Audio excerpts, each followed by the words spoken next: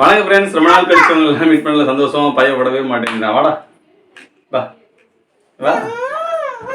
வணக்கம் ஃப்ரெண்ட்ஸ், ரொம்ப நாள் கழிச்சு உங்க எல்லாத்துலேயும் பார்க்கறது எனக்கு ரொம்ப மகிழ்ச்சி. ஸோ இன்னைக்கு நம்ம என்ன பண்ண போறோம்னா ஐடிசியை தான் வச்சு செய்ய போகிறோம். ஆல்ரெடி மார்க்கெட்டை வச்சு செஞ்சிருச்சு அப்படின்றது எல்லாருக்குமே தெரியும்.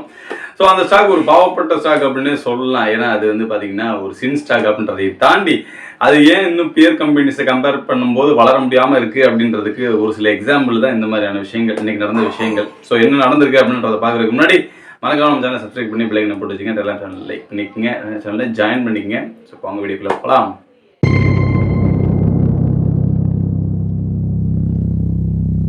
ஐடிசியை பொறுத்த மட்டும் இன்னைக்கு கிட்டத்தட்ட 17 ரூபா, அதாவது அரௌண்ட் 4% கிட்ட வந்து பார்த்தீங்கன்னா டவுன்ல இருந்துச்சு. 414 ரூபாவில் ரீச் ஆயிருந்தது, எண்டப் ஆயிருக்கு இந்த ஸ்டாக்கை பொறுத்த மட்டும். ஸோ நான் வந்து கன்சிஸ்டண்டா சொல்லிட்டு இருந்த விஷயம் என்னன்னா 420 தான் இதோட பேஸ்மெண்ட், அதாவது என்னன்னா ஸ்ட்ராங் சப்போர்ட் லெவல் அப்படின்னு சொன்னேன். இன்னைக்கு அதை அடிச்சு உடச்சிருச்சு அப்படின்னே சொல்லலாம். ஏன்னா 414, 410, 11 கிட்ட போயிடுச்சு, திரும்ப வந்துருச்சுன்னு நினைக்கிறேன். இந்த ரேஞ்சுக்கு 13 கிட்ட வந்து நிற்குதுன்னு நினைக்கிறேன். ஸோ இந்த ஸ்டாக்கை பொறுத்த மட்டும் கிட்டத்தட்ட 6 மந்த் லோ கிட்ட வந்து பார்த்தீங்கன்னா வந்திருக்கு ஸ்டாக்கு.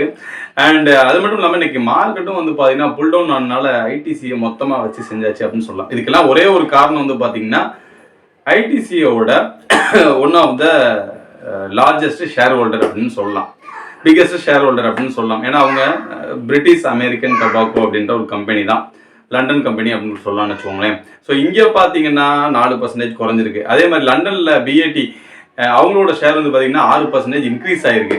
ஸோ அதுக்கு காரணம் என்ன அப்படின்னா அவங்களுக்கு ஃபினான்ஷியல்ஸ் அந்தளவுக்கு ஸ்டெபிலிட்டி இல்லை. அதனால என்ன பண்ணுறாங்க, 1990 அவங்க ஸ்டேக் வச்சுக்கிறதா சொல்கிறாங்க.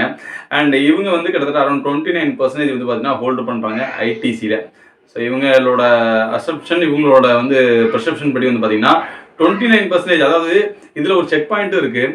29% வச்சுருக்காங்க இல்லையா. 2010 இந்தியன் கவர்மெண்ட்டோட செபி அண்ட் ஆர்பிஐ இவங்க ரூலிங் படி வந்து பார்த்தீங்கன்னா அட்லீஸ்ட் ஃபாரின் டைரக்ட் இன்வெஸ்ட்மெண்ட் இன் டொபாக்கோ இண்டஸ்ட்ரியில் 25% அட்லீஸ்ட் இருக்கணும், அது கீழே போகக்கூடாது அப்படின்னு ஒரு ரூல் இருக்குது.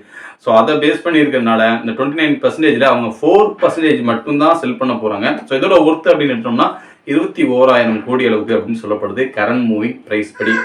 மார்க்கெட்ல எக்ஸ்பர்ட்டோட வியூ என்னவா இருக்கு அப்படின்னா 5,20,000 கோடி மார்க்கெட் கேபிட்டல் ஒரு கம்பெனி 21,000 கோடி ஸ்டேக் சேலுக்கு ஏன் இந்த அளவுக்கு ஒரு ரியாக்ட் கொடுத்துருக்கு அப்படின்றதுதான் தெரியல அப்படின்னு சொல்றாங்க.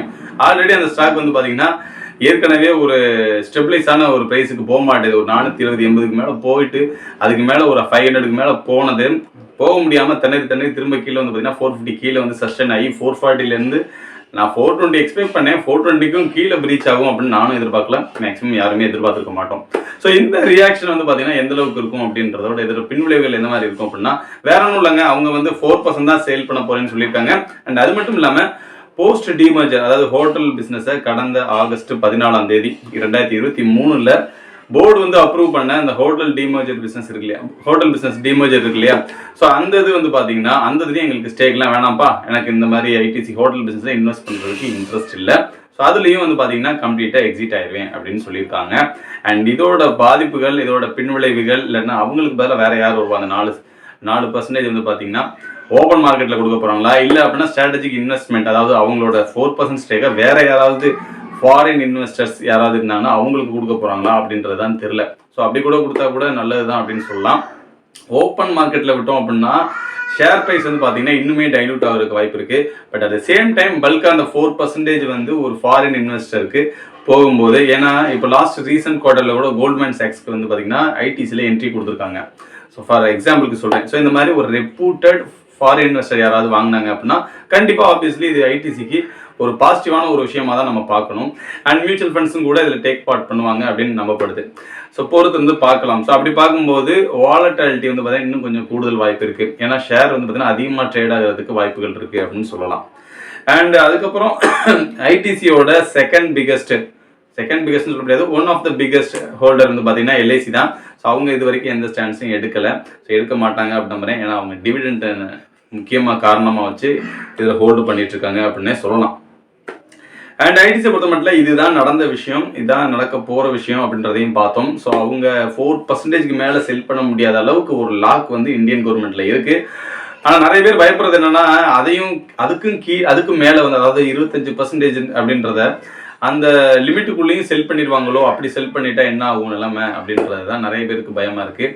பட் அந்த அளவுக்கு இந்தியன் கவர்மெண்ட் விட்டுறதுக்கு வாய்ப்பு இல்லை. ஸோ ஒரு லாக் வச்சுருக்காங்க, செக் பாயிண்ட் வச்சுருக்காங்க, பொறுத்து வந்து பார்க்கலாம்.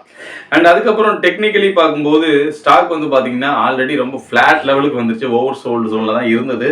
அதுக்கும் கீழே வந்துருச்சு அப்படின்னே சொல்லலாம். ஸோ இப்போ இந்த லெவலில் வாங்கலாமான்னு கேட்டிங்கன்னா யாரை கேட்டாலும் வாங்கலாம் தான் சொல்லுவாங்க. ஆப்வியஸ்லி நானும் அதை தான் சொல்ல போகிறேன். தாராளமாக இந்த ஷேர் நீங்கள் வாங்கி வைக்கலாம். அட்லீஸ்ட் ஒரு மீடியம்லேருந்து லாங் டேர்முக்கு கண்டிப்பாக சூட்டபுளாக இருக்கும்.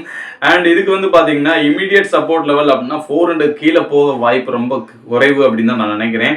இன்கேஸ் அதுக்கும் கீழே போச்சுன்னா 390 வந்து பிக்கஸ்ட் சப்போர்ட் லெவலாக இருக்கும். And at the same time resistance அப்படின்னு எடுத்துட்டிங்கன்னா 430லேருந்து 450 ரேஞ்சுக்குள்ளே இருக்கும் அப்படின்னு சொல்லலாம். ஸோ பொறுத்து வந்து பார்க்கலாம் ஐடிசி இன்னும் என்ன பல சர்ப்ரைஸ் கொண்டு வர போகுது அப்படின்றத. அதே மாதிரி 15 months அப்படின்றப்போ போன ஆகஸ்ட் எடுத்துக்கிட்டோம் அப்படின்னா நவம்பர் மாதம் வந்து டிமர்ஜர் டேட் வந்து வரும்.